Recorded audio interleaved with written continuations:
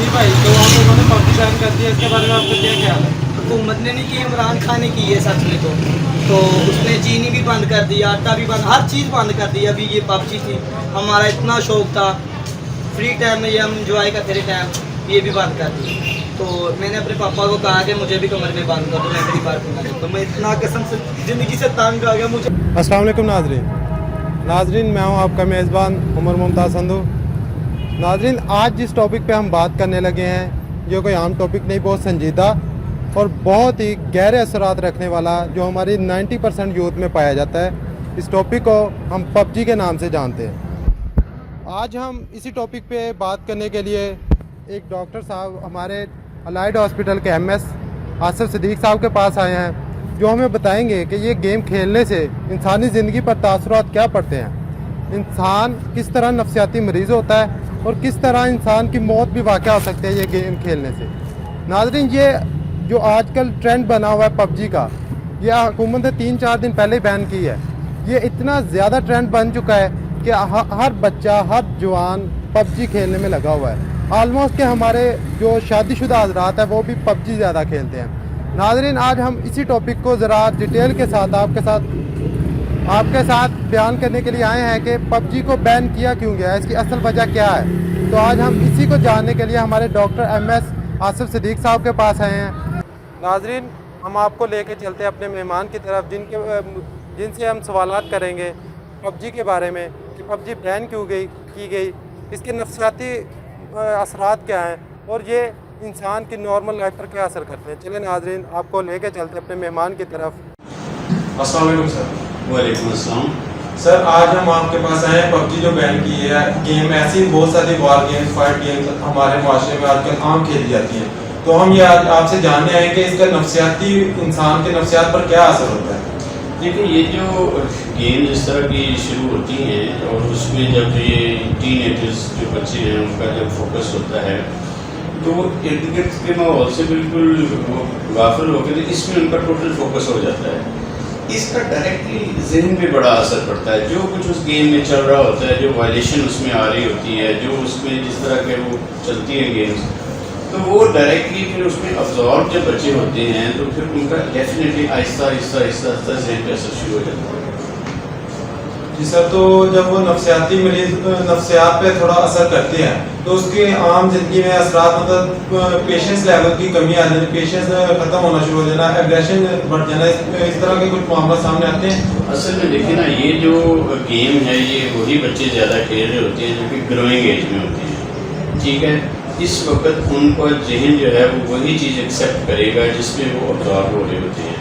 तो अगर गेम में वायलेशन है या इस तरह की चीज़ है तो इर्द गिर्द के माहौल की बजाय उसका असर ज़्यादा लेंगे और अल्टीमेटली उसी के फिर रिफ्लेक्ट होंगे असरात सोसाइटी के ऊपर।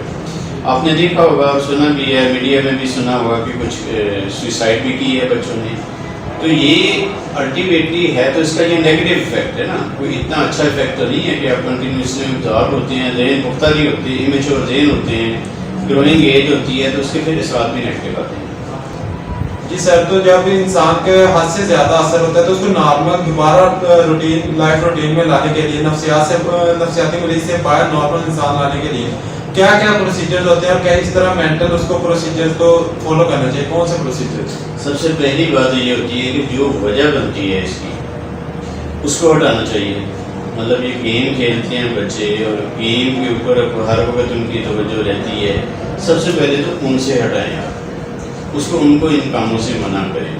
ठीक है ना, गवर्नमेंट ने फॉर द टाइम भी उस पर पाबंदी लगाई है, तो ये सिर्फ गवर्नमेंट का काम नहीं है, पेरेंट्स का काम है, इर्द गिर्द के जो लोग मतलब फैमिली मेम्बर्स हैं या दोस्त हैं उनका भी काम है कि उनको इन चीज़ों से हटाएं। एक तो ये फैक्टर है कि हम उनको इस चीज़ से बाहर ला सकते हैं। नंबर 2, एज ए डॉक्टर मैं मतलब कहूँगा कि जब इस तरह की कोई अगर फर्ज के बच्चे को लेके आते हैं हमारे पास तो हमने उसकी काउंसलिंग करनी होती है। हर साइकोलॉजिकल इशूज़ जो भी होता है उसमें काउंसलिंग का बड़ा अच्छा रोल होता है। काउंसलिंग का मतलब ये होता है कि आप उस बच्चे को समझाते हैं क्योंकि ये चीज़ देखिए, ये तो एक गेम है, इसका कोई रियल लाइफ पे कोई इसका असर नहीं होना चाहिए इसका। और अगर आप हद से ज़्यादा इस पर जो ऑब्जॉर्व हो जाओगे और खेलोगे तो इसके ये मनफी असरात आ सकते हैं। یہ بھی اس کو سمجھانا ضروری ہے. پھر اس کو یہ بھی سمجھانا ضروری ہے کہ ریئل لائف کیا ہوتی ہے, ایک گیمز کیا ہوتی ہیں, اور پھر اس طرح کی جو گیمز ہیں اس کا ایک علیحدہ نیگیٹو افیکٹ ہوتا ہے, اس کو علیحدہ سے یہ سمجھانا پڑتا ہے. تو ایک تو رول پیرنٹس کا, فیملی کا, دوستوں کا ہوتا ہے. پھر ڈاکٹر کا رول ہوتا ہے کہ اس کی اچھی طرح کاؤنسلنگ کی جائے اور اس کو اس چیز سے باہر نکالا جائے. جی سر, تو ایک بچہ کوئی بھی گیم کھیل رہا ہے تو ہمیں پہچانے کیسے کہ یہ نفسیات پہ اثر کر رہا ہے, نفسیاتی مریض بنتا جا رہا ہے. ایک نارمل انسان اور نفسیاتی مریض میں ڈفرینس کیا ہوتا ہے؟ ایک نارمل لائف تو آپ کو پتہ ہے ایک روٹین ہوتی ہے. آپ صبح اٹھتے ہیں, آپ کا ایک اسکول ورک ہے, آپ کا ایک کھانا ہے, آپ کا ایک پراپر سونا ہے, اور ایک روٹین لائف جو ہوتی ہے وہ گھر والوں کو پتہ ہوتی ہے. یہ لائف جب آپ ایک چیز کو آبزرو کرتے ہیں کہ یہ بچہ اس طرح کی کسی گیم میں انوالو ہے اور اسی طرح کا وہ اس کو فالو کر رہا ہے, اسی طرح کی حرکتیں کر رہا ہے, اسی طرح کی طرف جانے کی کوشش کر رہا ہے, تو آپ کو فوری طور پہ الرٹ ہونا چاہیے کہ اب یہ نارمل لائف کے بجائے اس گیم سے یہ اثر لے رہا ہے. اور پھر جیسے جیسے اگر آپ اس کو نہیں روکیں گے, آگے جاتے جائیں گے, تو پھر یہ آہستہ آہستہ یہ چیز بڑھتی جائے گی, اس کی نارمل روٹین سے یہ ہٹ جائے گا. گیم کی طرف اس کی زیادہ توجہ ہو جائے گی. جو گیم میں ہوگا وہی اصل لائف میں اس کو ریفلیکٹ ہونا شروع ہو جائے گا, وہ کاپی کرنے کی کوشش کرے گا. جی سر, تو جیسے آج کل ہوتا ہے کہ نفسیاتی مریض ہوتے ہیں لوگ, لیکن اس کو کہتے ہیں اس پہ کوئی سایہ ہے یا پھر جنات کا اثر ہے, تو ان میں ڈفرینس کیا ہوتا ہے؟ جو ایسی مخلوق ہوتی ہیں اور نفسیاتی مریض میں ڈفرینس کیا ہوتا ہے؟ لیکن میڈیکل سائنس تو سائے وائے کو نہیں مانتی نا, سیدھی سی بات ہوتی ہے. اس میں تو یہ سائیکیٹری پورا ایک فیلڈ ہے, پورا ایک سبجیکٹ ہے, جس میں ہر کیٹیگری کی باقاعدہ ایک ڈسکرپشن ہے, اور اس کے مطابق ڈفرینٹ سائیکیٹرک ڈیزیزز میں ڈفرینٹ طرح کی علامات پائی جاتی ہیں. ٹھیک ہے, تو یہ بھی ایک ایسی ہی چیز ہے کہ جب آپ اس طرح کے ہوئیں گے تو پھر فرق بھی ہوتا ہے کہ ایک نارمل بچہ ہے, ایک کا ڈفرینٹ تھوڑا سا ذہن ہے, وہ زیادہ اثر لیتا ہے, وہ اپنے ذہن کو چونکہ ان میں چور ہے, اپنے ذہن کے اوپر سٹک کر لیتا ہے ان چیزوں کو. آہستہ آہستہ پھر یہ بیماریاں سائیکولوجیکل بیماریوں میں کنورٹ ہونی شروع ہو جاتی ہے. پھر جب یہ سائیکولوجیکل بیماری میں کنورٹ ہو جاتی ہے, بدل جاتی ہے, تو پھر اس کی ایک علیحدہ ٹریٹمنٹ کی ضرورت ہوتی ہے. پھر وہ نارمل طریقے سے ٹھیک نہیں ہوگا.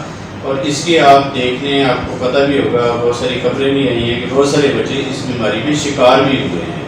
تو کیوں ہم اس لسٹ میں ڈالیں اپنے نیشن کے بچوں کو اس چیز کے اوپر؟ جب بہت ساری ہیلدی ایکٹیویٹیز موجود ہوتی ہیں, بہت ساری ہیلدی اسپورٹس کی ایکٹیویٹیز ہیں جس میں فزیکلی بھی بندہ فٹ رہتا ہے, سائیکولوجیکلی بھی فٹ رہتا ہے. اس کی بجائے ہم سارا دن آفیسز میں, بچے گھروں میں بیٹھ کے یہ کام کرتے رہیں گے, تو اس کا تو نیگیٹو افیکٹ یہ ہے کہ منفی اثر ہی آئے گا سارا, اور پھر اس کو بعد میں ٹریٹ کرتے رہیں, تو یہ بھی تو اچھی بات نہیں ہے. ٹھیک ہے سر, تو سر ایک انسان کو مطلب کون سی گیمز ایسی کرنی چاہیے موبائل سے ہٹ کے, کون سی ایسی فزیکل گیمز کرنی چاہیے, یا پھر موبائل, کچھ بچے ابھی گروئنگ ایج میں ہوتے ہیں وہ موبائل پہ گیم کھیلتے ہیں, تو ان کو کون سی گیم کھیلنے کے لیے دی جانی چاہیے جو گروتھ میں ان کی ہیلپ کرے؟ دیکھیں میرے خیال میں تو یہ جو ویڈیو گیمز ہیں, موبائل گیمز ہیں, یا اس طرح کی اسکرین پہ جو کھیلی جانے والی گیمز ہیں, یہ تو بالکل کھیلنی ہی نہیں چاہیے. نظر پہ افیکٹ ہوتا ہے, ذہن تھک جاتا ہے, ٹھیک ہے نا, تو اس کے کوئی پازیٹیو اثرات تو آتی ہی نہیں ہے نا, اس کو نیگیٹو زیادہ اثرات ہے. تو ہم کیوں انکریج کریں ان چیزوں کو؟ ہم تو انکریج کریں گے کہ ایک بچے کو یہ عادت ڈالیں کہ وہ صبح کے ٹائم وقت پہ اٹھے, نماز ادا کرے, صبح early in the morning walk پہ جاتا ہے, جاگنگ کرے, کوئی گیم کرے جا کے. اسی طرح اسکول کے ٹائم کے بعد شام کو کوئی گیم کرے, جس سے اس کی فزیکل ہیلتھ بھی بہتر ہو, جس سے اس کی مینٹل ہیلتھ بھی بہتر ہو. ہم تو اس چیز کو بینگ اے ڈاکٹر ہم اس کو پروموٹ کریں گے. ہم تو کوئی ویڈیو گیم, اسکرین والی گیم جس میں ذہن بھی تھکے گا, نظر بھی خراب ہوگی, ہم تو اس کو کبھی بھی نہیں انکریج کریں گے کہ یہ چیزیں کریں آپ. ناظرین, یہ تھے ہمارے ایم ایس صاحب الائڈ ہاسپٹل کے. اب ہم آپ کو کچھ والدین اور کچھ بچوں کے ویوز دیں گے کہ پب جی کو گیم کو لے کے والدین کے ویوز کیسے ہیں اور بچوں کے کیسے ہیں.